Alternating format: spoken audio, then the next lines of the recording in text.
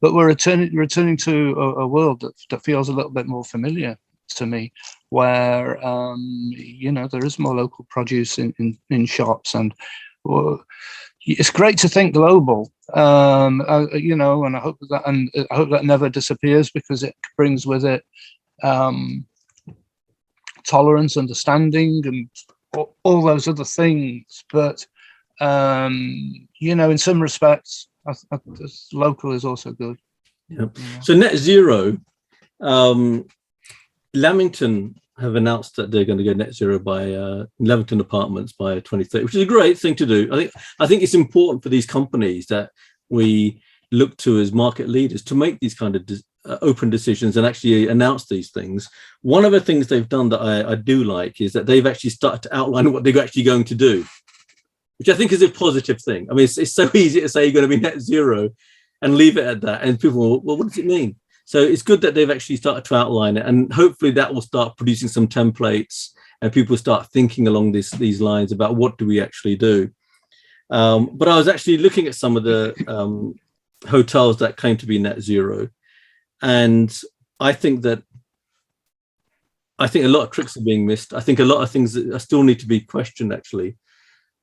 Have you noticed that some of these places that have car parks don't have charging points?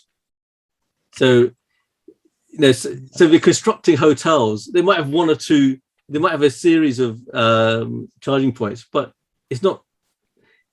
Also, what the expectation is, you're not going to be driving an electric car when you go there in 2030. Surely by that time, everything should be electric, and every single car parking space should be assumed to be electric only. I mean, that is an issue, isn't it, really? And it's difficult for people, like in London, and the congestion zone and all the rest of it is going wider and wider, and forcing out diesel cars as well. I don't know if that's linked, actually, or is that linked? You might be able to enlighten me on that. I think the strange thing about the congestion charge in London is that by 2025, electric cars will have to pay the congestion charge. Well, that's only 4 years' time. Well, we're in a quandary. We've got a relatively old diesel car, so we'll be looking for a new car, and so we want petrol, because then that's not going to be penalised in London, and this hybrid thing and the batteries and the kind of the news, I believe, or not news, but the fact that currently they're very hard to dispose of, the batteries in a hybrid car. And also there's a whole range of things that have come into play in America. Their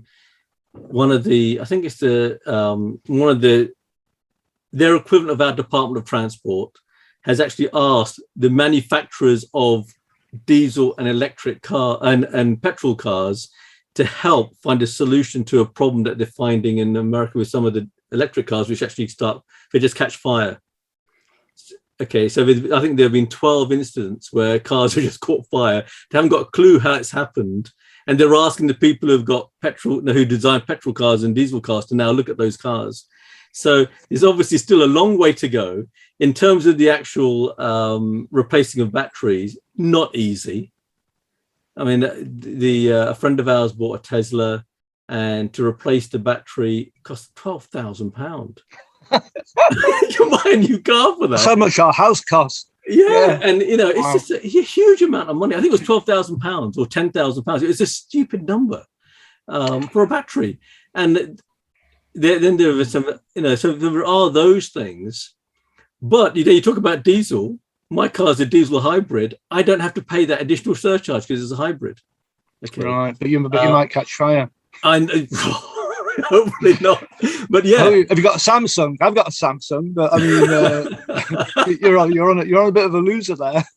Yeah, I know what you mean. But but it is very strange. It is very strange that just as we're about to say, let's stop using petrol, let's stop using diesel, they're going to start charging electric cars for the congestion charge. I mean, you would think that they would actually say, no, we've got to continue the onus of actually making it ideally low cost or free, just to encourage the whole thing.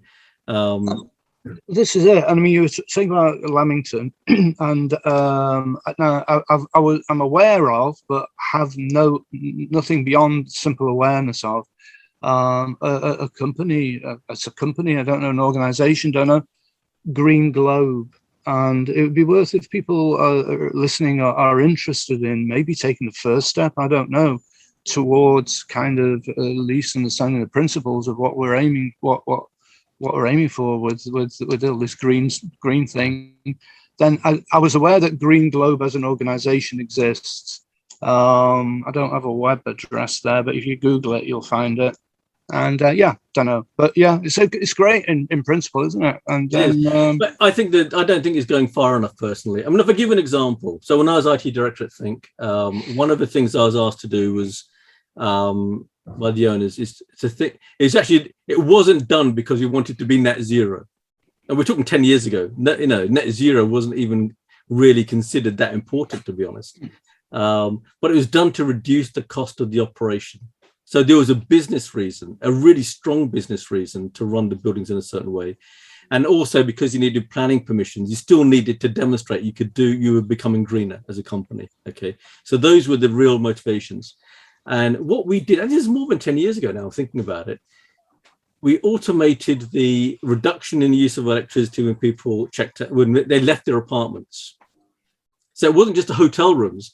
We actually ensured that the apartments, the reduction when you left the apartment, the electricity output being used fell, but it didn't go down to zero, because you can't have it go down to zero. Okay, you have to have a certain amount of heat in an apartment, otherwise you can actually create other problems, which from a climate change perspective actually means you end up not being net zero. So for instance, certain furniture, you need to have it at a certain temperature, room at a certain temperature, otherwise it wears out faster. Okay, so you have to. So what's the point of bringing it down to zero today? The use of electricity down to zero today, if you then got to replace the furniture more frequently. Yeah. So all that kind of stuff had to be thought through. We also, for some of the buildings, we introduced these heaters or boilers that were using green pellets. They were a nightmare to get hold of at the time. But again, it was all about efficient, low-cost energy was being used, and this is a 300 apartment building that I'm talking about.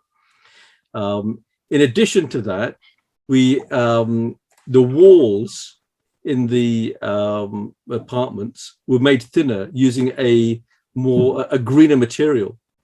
Okay, so the fire resistant, all the fire resistant standards. So we actually reduced the amount of material we needed to ensure that we could meet all the standards, but actually it reduced the cost operationally, but it was actually done from a green perspective. Yeah, I mean, and so all of this stuff has been around for donkey's years. The only problem is that though people don't talk about the problems that these things create. For instance, some of the materials that are green create a huge problem with Wi-Fi signals. So you can suddenly find yourself having all kinds of internet problems that you never had before. Okay, and you end up spending even more money on having more resilient Wi-Fi. So your costs don't necessarily go down. The other thing is that, go on. Sorry, you go ahead. Yeah, I was just about to say the other thing is that the encouragement now of people bringing their own entertainment, such as films, etc., into the hotel rather than using pay-per-view, that has consequences. Because now people bring their computers, they'll have X number of devices. People leave those devices on, they're going to be charged up. So you've got to make sure you provide sensible minimum levels of power. And then you've got to mitigate for the fact that it's working against your concept of being net zero. Yeah. I wonder whether all of these things will ultimately kind of tie in. We've got a local kind of living with people working potentially fewer hours, although that not if there are so many vacancies, but just generally like a contraction of the life that we had, and it's not as frightening as it sounds really, but just reducing things. And then within the household, I remember years ago, and we lived in an apartment where we were aware if we'd left the light on in the kitchen, and it was kind of stupid because we were in the living room to switch the lights off. And I visited a fella who was like, you know, something like a 4 or 5 bedroom house in Richmond somewhere. And I was kind of fascinated. It was only him in the house at the time, and he had practically every room in the house was lit. And I was thinking, oh, that's it. Strange. So that kind of thing, you know, just like an awareness of electricity and spending tied in with that. And I mentioned that the builders are in at the moment here.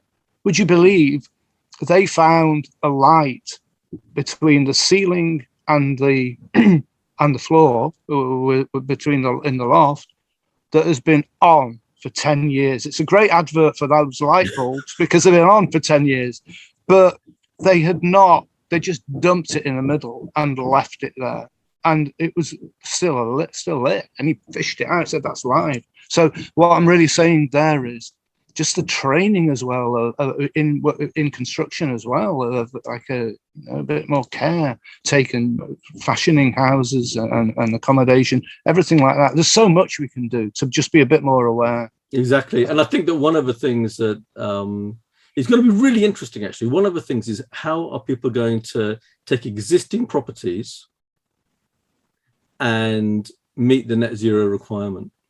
It's very easy to do it on a new build. When I say it's easy, I don't mean it's easy peasy, but it's a lot easier on a new build property to think, right, this is what we're going to have to do because we've got to meet these requirements in 10 years time, and this is how we're going to operate everything. But an existing building, 100%. I mean, those, you know, who's even looking at that stuff properly? Should there be legislation that says that I know I'm serious here, and I'm actually you've convinced me, Raj. Should there be a legislation on height of ceilings? You go into Kensington or somewhere, you go, wow, these ceilings are nice, and yeah, sure, the ceilings have got a really nice pattern on it, but it's like twice the height of mine, and it's taking all the energy up there. You'll boil up, and if you took a ladder up into the up to the top of the ceiling, and you're freezing down there, so you're increasing the heating. Yeah. All those Edwardian and Georgian properties that basically high ceilings were all the rage. I think it's going to be difficult. I mean, there is an argument to say introduce a false ceiling and just reduce the size of things. Definitely. Maybe people will have to do that, but from an organization perspective, from a hotel perspective in particular, the existing buildings are not easy to retrofit. We had to retrofit some of the buildings that we had, and we were able to do stuff to a certain point. So you can manage certain things, electricity. In fact, one of the things that we did that maybe should be thought about is start measuring how much power each apartment or each room is actually using. If you start introducing those processes, that will then give you some idea of just how big a problem do you have. Yeah, absolutely. And yet we're not seeing people do that for some reason. At a domestic level, I like what Nest do, because we get a report every month, and I think you get Nest points and stuff like that. Yeah, you do, Yeah, so we use twice as much electricity in August as we did in July, but we're still in the top 50%, I think they said, of households, I don't know, in this area or something like that. So it's good, but we could have been better, kind of thing.